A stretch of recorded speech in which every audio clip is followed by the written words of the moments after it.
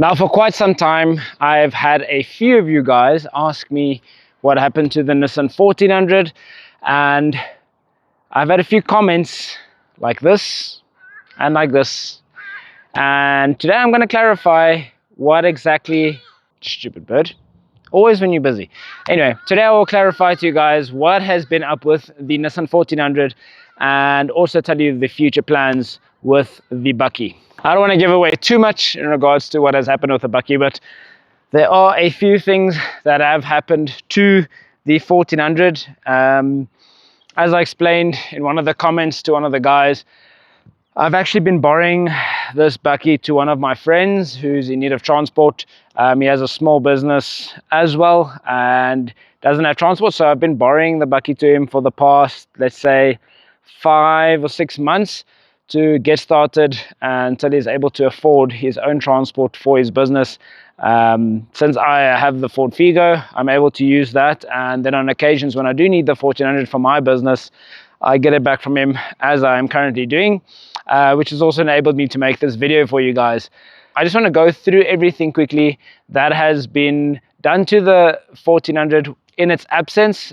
This friend of mine has actually done quite a few things to the 1400, not just looking after it, but also doing a few modifications, which I wish I could have got on camera for you guys, but we are here to experience the results of what he has done. For the keen-eyed viewers, you will notice the wheels are actually black now. So they are still the standard 1400 wheels, and the tires that I bought, I think about 2 years ago, they just have been sprayed black because, as you guys remember, I'll try find an image or a video and put it in here. They didn't look the greatest. They were mismatched colors. One was white, one was silver, one was peeling with paint. So I think it adds an overall cleaner look to the 1400 with them being black. And then you'll see the side window as well as the rear glass has been tinted. It gives the Bakkie like a sleek, stealthy look. Obviously not great for driving it because the police tends to pull you over with tint that dark. What's going on here? Oh, sir, I'm arrested. And then you'll see the front bumper has been resprayed black after my little incident, which I also didn't record on video. We went drifting with the Bakkie a little bit. I lost a little bit of control and I smashed into like a concrete boulder. So it was rusted and didn't look that great, but something that is not that great that happened recently is, you'll see on the bonnet, there's some mark and some paint gone. And over here on the door, there's also a dent right over there by the lock. So what happened on the front of the bonnet, it was actually one of these Mr. Delivery drivers that skipped a robot, and the marks are from the scooter that he was driving. Luckily the driver was okay, but yeah, he skipped the robot, and obviously those guys don't have insurance, so I'm left with a damaged bonnet. And then the thing on the door, I have no idea what happened there. I think someone might have scraped by the 1400, scratched it, didn't leave a note or anything. So yeah, that is what we're left with. Obviously it is repairable, could just get another door, but to color match white is quite difficult. Let's move over to the exciting bit, the interior. For those of you that remember the inside of this Bakkie, right when I got it, I ended up driving through like sewage water, so this Bakkie reeked, and I had to take out the original carpet that was in the Bakkie because I couldn't stand driving with that smell. So for the longest time, the Bakkie was without a carpet on the interior. The door panels were off and the kick plates were off as well. The last mod that I did was the steering wheel that I put on, and I gave the old one away. But some updates, as you'll see, I'm sitting a lot more comfortable now, is I actually put back the original seat, and it is now wrapped in black leather. It's been bolstered up with a bit of sponge, and it's looking and feeling a whole lot better than the bucket seats. Don't get me wrong, the bucket seats were insane. They were very nice. You didn't slide around in the Bakkie, you didn't fall out of the seats. It was very convenient to have the bucket seats in, but this is just better for the working circumstances, so we can load 3 people in the front. And then you'll see that the door cards that I bought right when I got the Bakkie, I'll link the video on top to that video where I got all the parts for the Bakkie. These are actually those door cards that I bought, as well as the kick plates. They are finally installed. They're missing a screw or two, and obviously the right handles, they are at my house, so I still just need to install the correct door handles, and obviously the surrounds for the door release latches. And then you'll see there is a radio installed and a cigarette lighter. Now this friend of mine did this. I have no idea how he managed that. There was a toggle switch that I put in here to cut off the power to the distributor, so I think he used that power for the supply for the cigarette lighter. But now there is speakers and a radio in the car, or in the Bakkie, and it's not bad for what it is. It's 2 mids, so that is enough for the small cabin. But yeah, for the interior sake, the other thing that's going to happen is the headliner is going to be made black, same as the seats. That will happen within the next month or 2, just depending when this friend of mine is going to take back the Bakkie, because it's something that he wants to do. And then maybe we'll wrap the dash, because the dash is rather cracked from all the sunlight. This obviously is a 1995 model, so it has taken some abuse.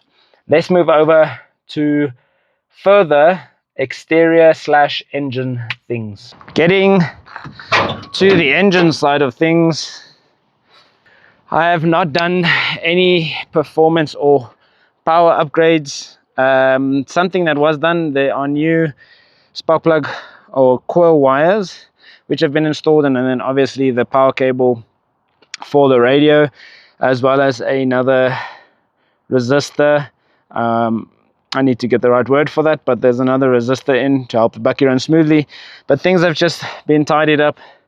There's no more exhaust leaks, and as you'll see at the back, the exhaust also isn't hanging where it used to. So it is still a little bit low, but it isn't hanging as much as it used to. And then obviously right at the back, the tailgate, someone also reversed into me with their Bakkie. Never left their details, left me with a damaged part. But yeah, that's something that I cannot control when people don't leave their numbers. Just common decency, if you damage someone's car, that you'll actually end up leaving your number so that I'm able to contact you and correct what has been wrong. For those of you that remember, right in the start when I did get the Bakkie, someone did reverse into me as well. Those people still also haven't paid the damages that they caused, so there was a court battle with that. I need to check up with the lawyers regarding to that, what is happening.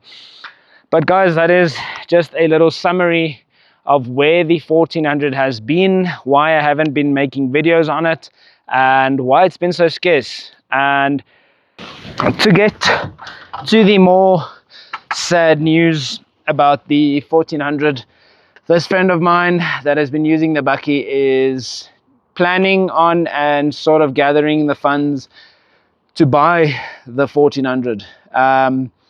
It's not something I really want to do, but with the way the business is going, I also need to look at getting a bit of a bigger Bakkie, something more like a single cab workhorse type Bakkie, because although it's great to have this and I can load 1/2 ton of rubble currently on the back on the Bakkie, it just on occasions isn't sufficient for what I need for the business. For those of you that know, I do construction and renovation, so it does get a bit difficult, and also it's not nice being pulled over when the Bakkie is loaded.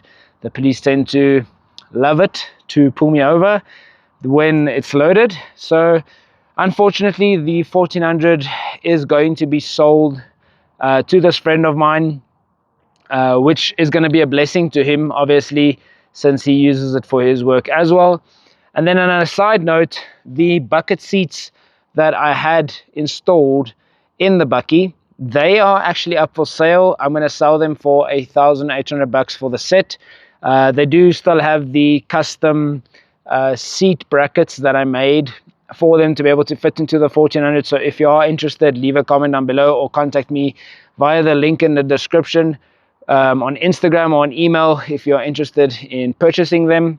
Oh, and another thing, before it is going away again, there's 2 small mods that I will be doing.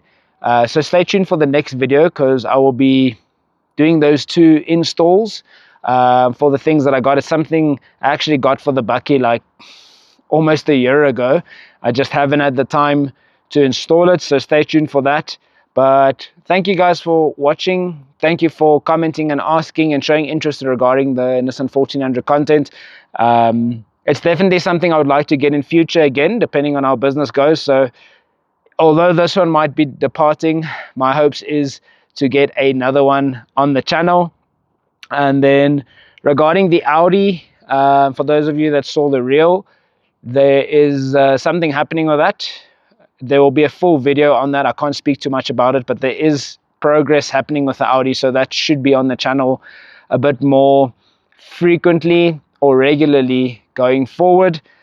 But for now, enjoy a little cinematic video of the Nissan 1400 with the new things that have been done to it. Remember to like the video, subscribe, leave a comment, and I'll see you guys shortly for another video. Cheers.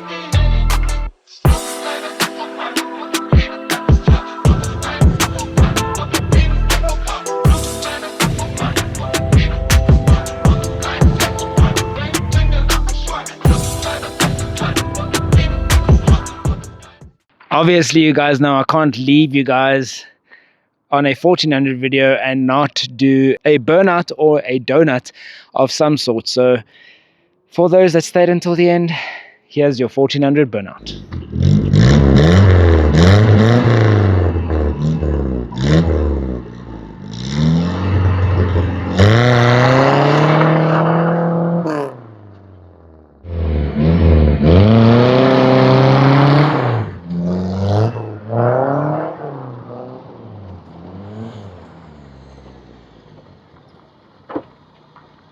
Memphis, man.